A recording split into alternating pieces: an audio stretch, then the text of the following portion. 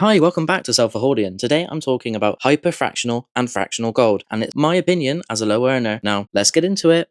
This is not financial advice.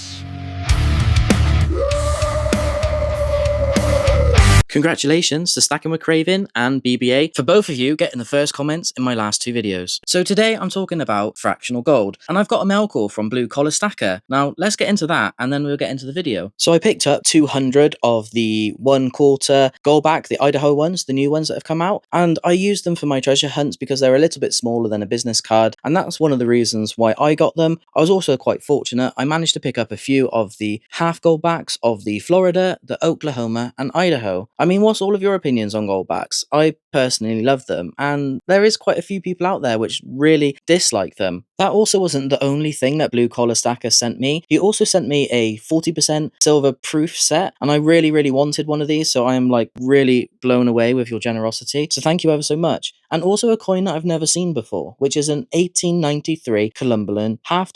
I will like to look into this coin a little bit more in the future because I know nothing about it, but thank you so much, Blue Collar. I really appreciate it. And for those of you in the UK, I have been given a small holding of some of Blue Collar Stacker's poker chips. So if you want one, then please message me on Stacker Social on Discord and I will try and get some sent out to you. So you have hyperfractional things like the gold back, but then there's also other different types of fractional gold you can get. Like I have a couple of the half-gram gold lions and 1-gram coins. These also have a very high premium per item, but I hear often just save up and buy a sovereign or buy half a sovereign, which are 100% hands down the best option due to the low premiums and are capital gains tax exempt. But as someone who honestly doesn't have a great wage, saving up for 6 months isn't always possible due to how quickly the market changes. Mine cost around 720 for my sovereign. A month later, it would have been just over 1,000. Most people within the UK don't have £100 spare a month to invest, and if they have to wait 6 to 12 months for one coin, it can be difficult to stay motivated. Plus, imagine saving for 12 months, then have to save an extra 3 or 4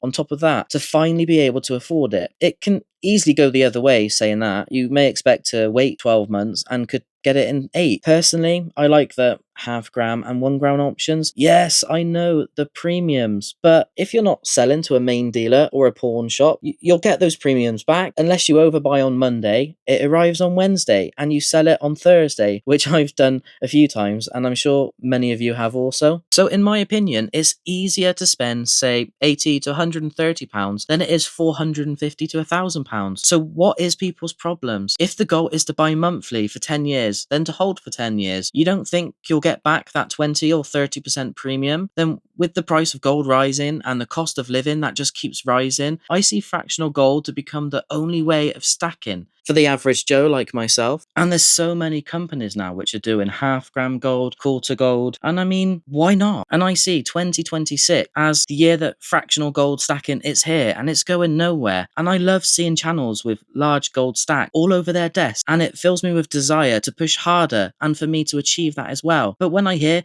just save up and remember, most people live paycheck to paycheck, and us stackers are a very fortunate group of individuals because as we're spending and looking online for stunning gold and silver coins, while most are wondering if they can afford to buy next week's food shop. So I'm saying this to myself to stay humble, remember how I felt when I struggled, and last and final thing, to never call fellow stackers within the community idiots for their choices of how they stack their wealth. I also forgot, I've added another coin to Poucho. So I've got the 1/50th of a troy ounce Krugerrand, and it's absolutely tiny. And if you really want to know how fractional a gold back is, one of the 1,000th troy ounce, you would need 80 of them just to equal the same amount of gold as this 1/50th. I mean, that is crazy. But yeah, you can get gold in so many different sizes. So hey, I'm here for the fractional.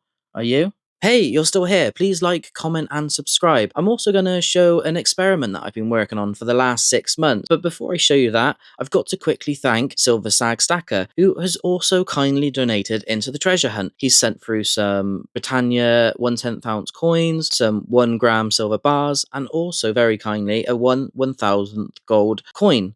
So thank you ever so much for adding into the treasure hunt, which is slowly getting closer and closer and closer, and I can't wait for it to get started. Anyway, I'm going to show you the experiment. So just over 6 months ago, I actually hid some treasure in my garden. So I had a metal ammo box and I just filled it with a couple of, silver coins, some copper coins, a letter, a trusty Terminator just to make sure little John doesn't come and try and steal it. And the whole idea was just to see how durable this box was. And my garden, it's always damp. So if it rains heavy for a day, it takes 7 to 10 days to dry out. So this was a really, really difficult challenge for this box. I wanted to see, if everything inside would get damaged or get damp. And the box, I was expecting it to be really rusty, so it hasn't held out too bad. So as you can see, I buried it on the 19th of December 2025. Everything on the inside, not even a scratch on it, and it was completely dry. Is this a hint for the treasure hunt, or am I just pulling your leg? Anyway, we'll find out. I'll catch you in the next one. Bye! You! Like, comment, and subscribe! No!